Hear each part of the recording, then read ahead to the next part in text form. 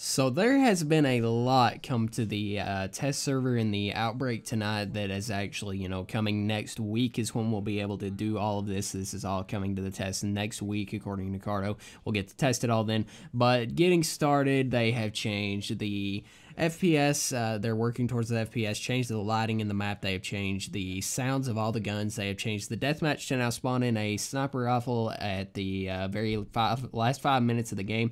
They have changed the grenades to not do as much damage, which is really good for the scrims and stuff, competitive play when nades land close to you. They have to land basically between your legs for them to fully kill you if you're full HP. They obviously added seat swapping now and drop shotting. I don't think it's going to be in the test next week. Cardo didn't say whether or not it would be, but he kind of hinted that it wouldn't be. The new sounds are actually really nice. They're the first things I want to talk about. Now, the AK, I don't think it sounds good, to be honest. The AK sounds kind of meh, but I don't really use the AK, and so does a lot of people. Nobody really uses the AK, so it's not that big of a deal. The sniper sounds really good, and the AR sounds amazing. Now, I actually was worried about this because I played CS, as most of you guys know, for like 2K hours, over 2K hours before I played H1, and when they changed the sounds, I hated the new sounds. I still don't like the new sounds compared to what the old sounds sounded like, but these, besides the AK, like I said, are really nice sounds. Now, here on screen, it's showing the drop shotting, Cardo was showing it, and he shows seat swapping here in a second. At the end of this, I will have the clips of like the new nades and everything. They also added a nade slot, a specific slot for nades. You can see it between the binoculars and the third gun there, and I don't honestly know how I feel about this, but if they do fix the Molotovs to where they don't catch you on fire, I guess it won't be that big of an issue. It shouldn't be anyway. They also did work on the recoil once again, which is already on live. If you didn't know, it came to live today. I haven't tested it yet, but from what I heard, it's just a slower reset. Not that big of a deal.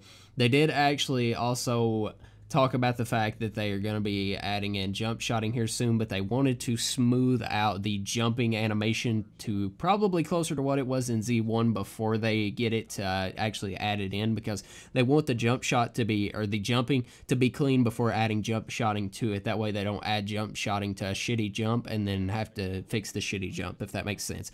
They're also working on crouch spamming. Now, T-Hump did give them an idea, which I really like. I don't know if they're going to go by that, but they are working on it. As you all know, used to, you could crouch spam like crazy, just spam C as fast as possible and just crouch spam your heart out in preseason 3, and they actually are changing that to where, this is T-Hump's idea anyway, this isn't what they said they're doing, this is T-Hump's idea.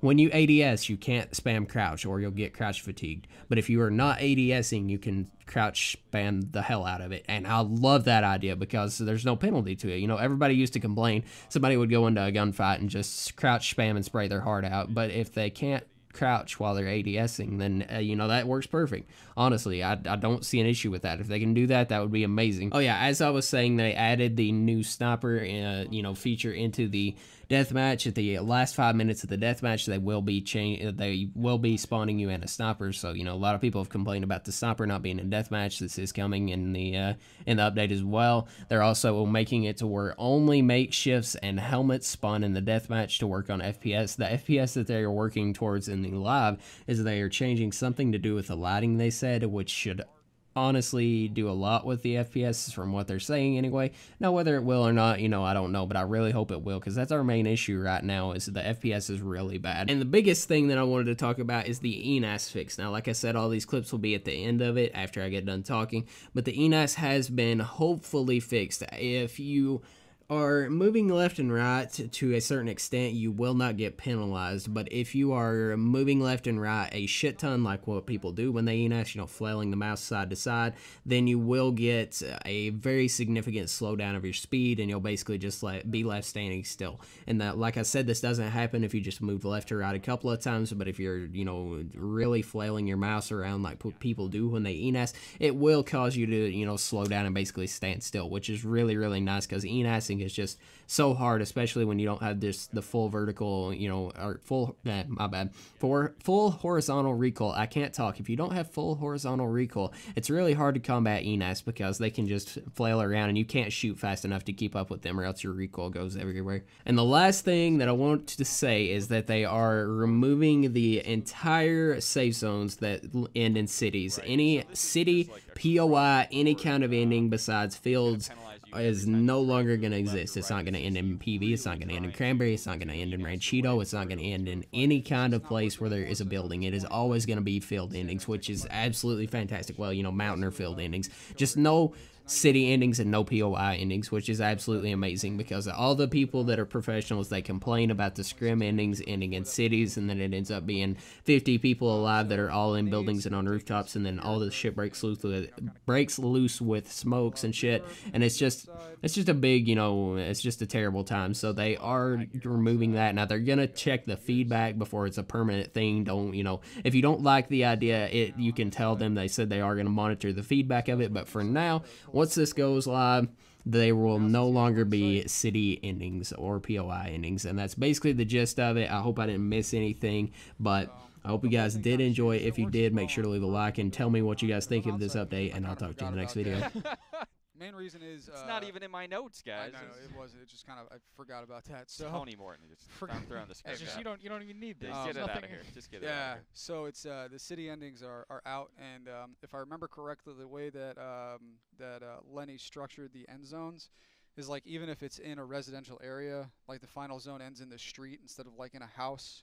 Like we basically just recrafted all that crap, and to clean all that up. And then the other side of it is the safe zones will center more than they do now, so they should feel a little bit better in terms of center. They aren't perfectly centered because there's still the skill to react to it, but yeah, so no city endings, really kind of no POI endings actually. I think we kind of moved it around that. Yeah, we changed all the gas mechanics too. So damn, Tony. We'll throw that in there. just I was like this close to ending the stream, and you're like, 1 second. 1 second. One second. We'll approach the drop. Right. So there's more drops, but now they're more risky. Even though the reward is there. Okay, cool. So it should be pretty interesting to see. Yeah, if you want to go back to that that 13 mark, I think. So yeah, this should be viewable from pretty darn far away. Yep. So someone will open it. Once it's open.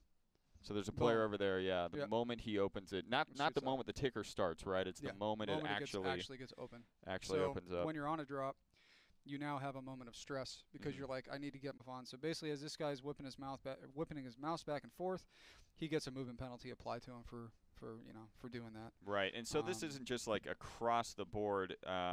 No. It's going to penalize you every time you try and move left or right. This is you really trying to ENAS your way through a fight, and it's not worth it anymore. So now at this point, like, stand there and take a fight like you're